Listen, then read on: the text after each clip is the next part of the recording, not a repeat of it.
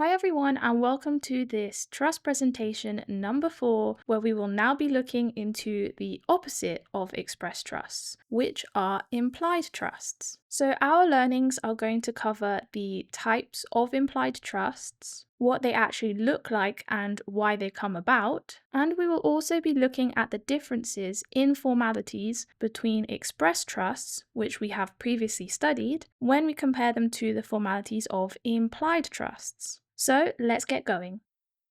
So as you will recall from previous videos in this series, there are two types of trusts. These are express and implied. And we have covered express trusts in detail over the last two videos, so it's only right that we move on to implied trusts. You may recall that implied trusts just refers to trusts which occur automatically without the formal intention of a settlor. Instead, these are created or recognized by the courts. So implied trusts either come into existence or they will be recognized and imposed by operation of law, which means that no one had to do anything at all. It means that certain rights will arise in certain situations automatically without anyone intentionally doing something.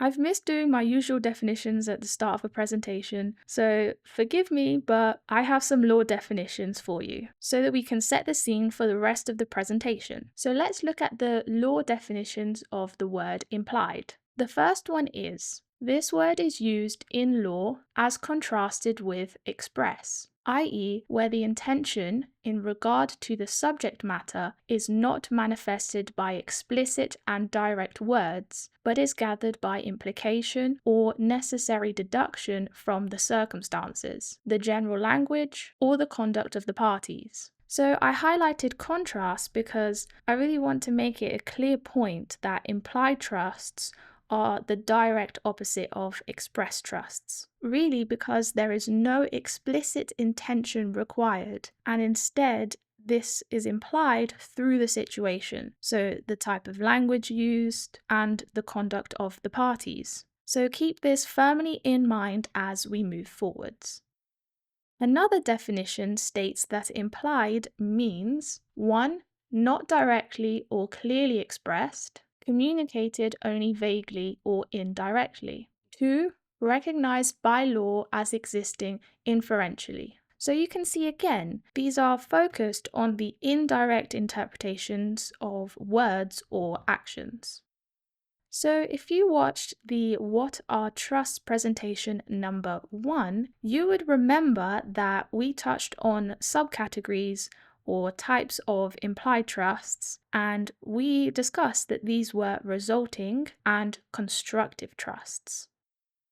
We will first start by focusing on resulting trusts. So a resulting trust is a type of trust that will be imposed by equity under two circumstances. The first one is that property is transferred to another, yet there is no explanation or instruction given for this. So it isn't quite clear if it was intended as a gift, for example. The other circumstance is when an express trust is created, but for some reason it is invalid, maybe for not complying with the 3 certainties or not being properly constituted, and therefore the trust fails. In these two circumstances, the resulting trust is not created intentionally by anyone, it just happens automatically. And the property that has been transferred without instructions or the express trust for that property has failed, then the property results back to the contributor or to the settlor. So the person who transferred the property either with no instructions or as part of a failed express trust. The reason this happens is because equity recognizes that it would be unconscionable for the recipient of the property to keep a hold of it as if it was theirs when they haven't been told what was actually truly intended. So was it supposed to be a gift, or were they supposed to hold it on trust for someone else? So, a resulting trust will be implied by equity under the presumption that the beneficial owner of the property did not intend to make a gift, nor did they intend on abandoning their beneficial interests in the property. So, you can see they arise due to the conduct of the parties involved. And there is no need for any formal agreement for the resulting trust to come into play. It is good to note here that there are actually two types of resulting trusts. These are automatic and presumed.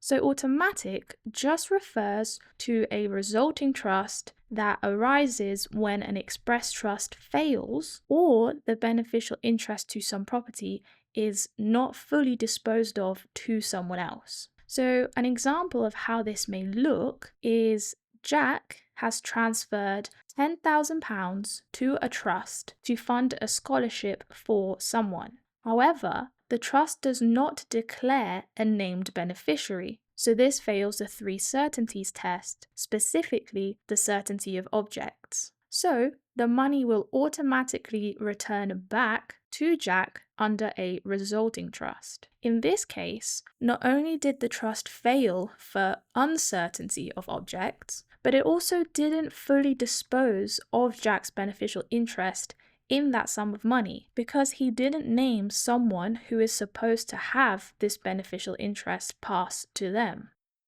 The next resulting trust type is presumed resulting trust, which just refers to the trust that arises when property is transferred or bought in the name of another, but there is no evidence at all that it was intended as a gift. So an example to make this make sense is imagine a father gives money to his daughter for her to buy a house. This will obviously be under her name, so it will appear that all that the father did was provide a cash gift to his daughter to help her buy her house. However, unless there is explicit evidence that the father intended that his contribution to the purchase price of the property was to be considered a gift to the daughter, it will actually be presumed that the father has equitable interest in the property because he contributed to the purchase price of the property. So, a presumed resulting trust is established where the father has an equitable interest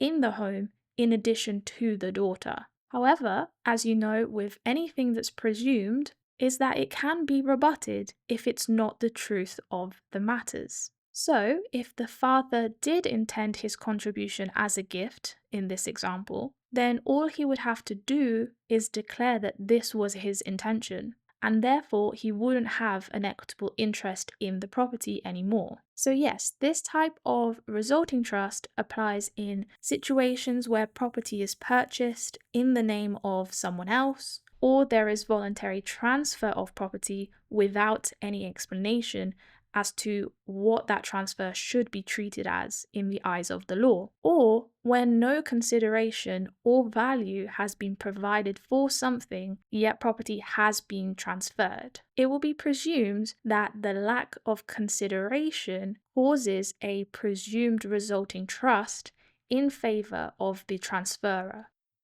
So the key here is that resulting trusts arise to fulfill presumed or failed intentions. So really, in a simple way, if you didn't mean to give something away and there is no reason for someone else to keep it, then that something will come back to you. Really, these resulting trusts were created in an attempt to protect people and to prevent unjust enrichment, which is when someone makes a gain at the expense of another. Let's move on to constructive trusts. So constructive trusts, again, are not based on anyone's intentions. They are imposed by equity in situations where it would be unconscionable or unjust or unfair for someone to keep a hold of some type of property. So these types, constructive trusts, they arise to prevent unjust enrichment, to prevent fraud, to prevent abuse of power, commercial wrongdoings, and other wrongs or torts of different kinds. So unlike express trusts, where for you to become a trustee, you have to consent into it, in circumstances regarding constructive trusts, you actually become a trustee due to your behavior and not because you consented into it. So let's look at constructive trusts regarding situations of fraud. So in situations such as gaining legal title to property through fraud, so deceiving others for your personal gain, or through the use of duress, so making someone act against their will, or due to a mistake, say for example, £10,000 is transferred to your bank account by mistake and you decide to keep it. Or maybe property was gained through abuse of confidence, so through using some private information or private intel, then equity may come in and impose a constructive trust over that property. This is ultimately because whoever is the legal title holder of the property would be acting unconscionably if they were to keep the property for themselves, knowing that they have no lawful right to keep it.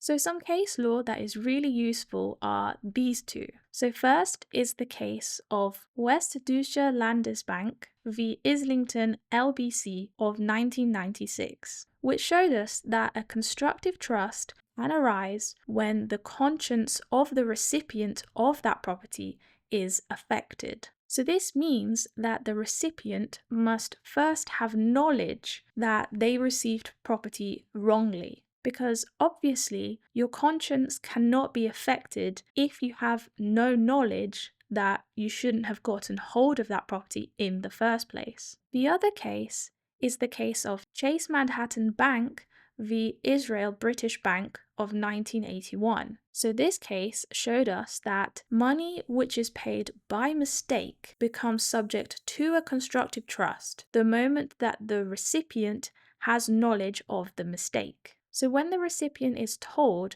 that they were given money by mistake, their conscience now is affected. And that's the moment that the constructive trust is activated in equity.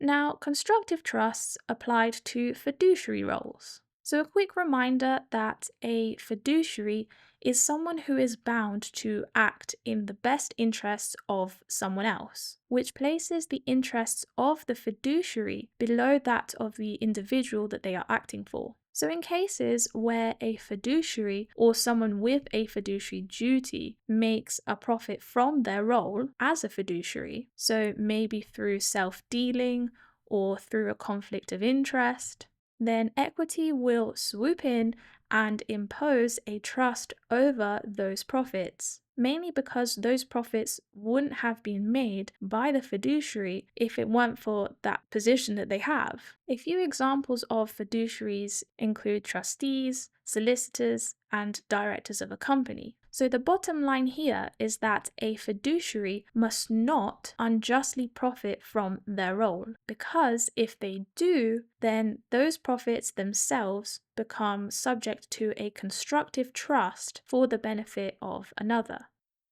A few cases that demonstrate this constructive trust imposition includes the case of Boardman v. Phipps of 1967, where a solicitor made profits using trust knowledge of which he was actually a beneficiary of as well. So he was in a conflict of interest kind of situation. So although this solicitor acted in good faith, they failed to obtain the consent of all the other beneficiaries to do what they did. So therefore, the profits were held under constructive trust for the other beneficiaries. Another case is that of the Attorney General for Hong Kong v. Reed in 1994, where the public prosecutor at the time had accepted bribes and used said bribes to buy land in New Zealand. However, it was held that a constructive trust was placed over the funds, which had now been transferred into land, and so the Crown could actually recover the land which was being held on constructive trust for the benefit of the Crown. Next, we have constructive trusts applied to situations of common intention. So, this refers to family dispute situations regarding property, such as the family home. So, often the courts will impose a constructive trust over the property in circumstances where the following applies. So, one person is holding the legal title to the property in their sole name, and two, another person contributed to the purchase price of the property, and three, both individuals involved had agreed to a common intention, whether this is express or implied, that the person whose name is not recognized as an owner of the property is actually to hold beneficial interest in the property instead. So, common intention, when it is implied, will be inferred from, for example, the contributions to the purchase price of the property. So, if you have given some money to purchase the property, it is because you are to have a beneficial interest in the property in the equal amount to the amount that you put in. Another example is from the contribution to payment of bills, and another example is from behavior, such as treating the property as joint property. The thing is, common intention has to be proven on the balance of probabilities, because it is not a presumption in the law. So, some case law that shows us the imposition of constructive trusts in situations of common intention includes the case of Stack v. Dowden 2007, where a house was bought in joint names, and therefore the presumption in law exists that the house is a 50-50 split ownership. However, the contributions for the purchase price were unequal. Therefore, it was held that there was a common intention, but that this common intention that gave rise to a constructive trust was unequal in the share amount. So it was actually 65-35 instead of 50-50. The next case is Jones v. Kernot in 2011, where a house was again bought in joint names, so the presumption is of a 50-50 split in ownership. However, the common intention changed over time as one of them moved out. So the presumption of 50-50 split was rebutted based on the conduct of the parties, and the split instead became more like 90-10. So the key to constructive trusts are that they arise from conduct, not from consent. They are imposed to prevent abuse, fraud, misrepresentation, and generally speaking, any wrong that denies someone else of their beneficial rights to property of some kind. In a simple way, it is equity's way of saying it would be wrong for you to keep that. So in terms of formalities, in the trust presentation number 2, we talked about the specific formalities that are required for express trusts of different kinds of property. And if you recall, most of them really boiled down to the idea that they have to be in writing to comply with different statutory requirements. Well, this doesn't apply to resulting or constructive trusts or implied trusts as per section 53 subsection 2 of the Law of Property Act 1925, which reads, "This section does not affect the creation or operation of resulting, implied, or constructive trusts." Which makes sense, really, considering that these trusts come about automatically and not because of an intention of a settlor. So as we draw to the end of this presentation, let's just recap what we have been through. So we have looked at the law definitions of implied, the types of implied trusts, what resulting trusts are, and the two types of resulting trusts, so automatic and presumed. We looked at what constructive trusts are, how they can be applied to fraud, fiduciary duties, and common intention situations. And we've also looked at the contrast of the trust formalities between express trusts and implied or constructive trusts. This brings us to the end of this fourth presentation on trusts. Hopefully, this presentation has brought you clarity regarding implied trusts, specifically resulting and constructive trusts. And you'll hopefully be able to recognize how important it is for you to know this information very well, because these trusts can impose trustee duties onto you without your consent. So it is super important to know about them so you can avoid getting into sticky situations. If you found this presentation helpful for you, helping you understand implied trust really well now, then let me know by leaving a like. Share it with someone else to help them as well, because everyone needs to know this information. And don't forget to subscribe for more law educational videos. Thank you for watching, and I'll see you in the next presentation. Bye!